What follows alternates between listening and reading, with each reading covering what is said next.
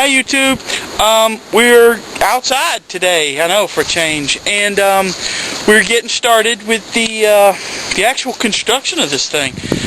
You'll see here I got some conduit pipe, and basically we just took a dang hammer to it and smashed the end of it flat on my anvil over here, and right now we're about to smash the other ends and use, this is a hammer we're using, big 4-pound bastard. That's a nice hammer, I like it.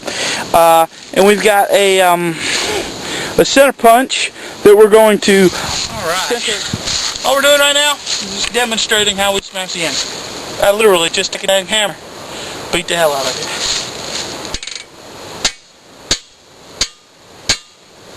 Flip.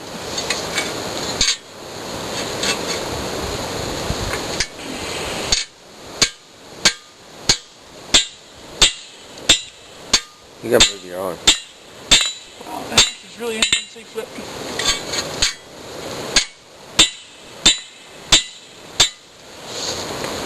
Really, the only important consideration when doing this is the seam. You can see, well, you may not be able to see it at all, but there's a seam right here, or right here. I can't really tell which one's the actual seam, but one of them is the seam from when they sealed the pipe together. And if you smash that like this on the wrong plane, it's going to split your seam open, and that's a bad thing. So yeah, just watch that. Really is the only recommendation I can give, is try not to smash the seam open when using this kind of conduit. And I know this may seem a little thin for all you naysayers out there, but I've personally tested this stuff, structural integrity, and it'll do quite well for what we're doing, because we're the tensile strength is more important than the compression strength. So we're all square. Alright, just wanted to stop for a second and show you guys, this is something, I split the dang seam. We're flattening this piece, and I was getting ready to punch the hole in it, and I decided I want to show you guys, this is why you don't want to do that. This isn't normally a huge problem, not really an issue here now. The issue is that the seam runs the entire length of the freaking pipe. If this splits, it's going to compromise your structural integrity. As I mentioned earlier, I'm counting on the tensile strength, the pull force here, to hold this whole thing together.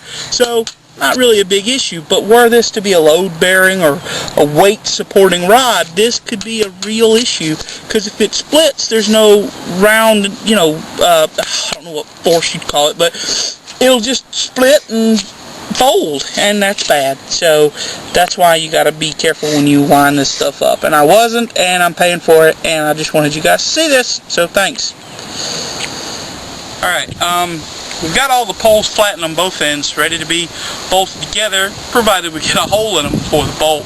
So now we're going to use the center punch to punch a starter so that we can align the holes and the drill don't walk all over the place. So here we go, first one. Getting ready. Got my last little helper here. So, here goes. Take my center punch and my, where is it? Alignment guide. And then just put the guide on there. Line that up. Place my punch. And a couple of light whacks. I don't know if you can even see that, but there's a little hole. Easy peasy lemon squeezy. Huh? Point out the hole. Right. There. It's a divot. That's it. That's it. There it is. This unseemly pile of metal poles is 25 struts that will make up the structure of my geodesic dome blacksmith shop. Alright, here it is. This isn't the final structure. This is the top piece. I decided, since I'm having to do most of this work by myself, I'd build this top part first. As you can see underneath it, I haven't bolted it together yet, but that's going to be the base, and then I will bolt the uprights to the corner pieces here, there, and on around, obviously, the triangles. I will bolt the upright pieces to those, and then raise it up on them and bolt them to the base pieces all in one motion. That's going to be the easiest way to do it, but there you have it. A side note, I've run into this twice already. When buying hardware, i.e. bolts, nuts, washers, anything you might need to that effect, freaking buy extra. You're gonna need it. I dropped one washer and put a kibosh on the whole freaking situation. Buy extra. Buy a handful extra. If you're buying, okay, to give you an example, this used 25 struts and 11 connectors, which would include one bolt, one washer, or two washers and one nut. For the peak, for this right here, you'll see I put an eye bolt in with a bolt and a washer on either side, so I can hang stuff from the inside later.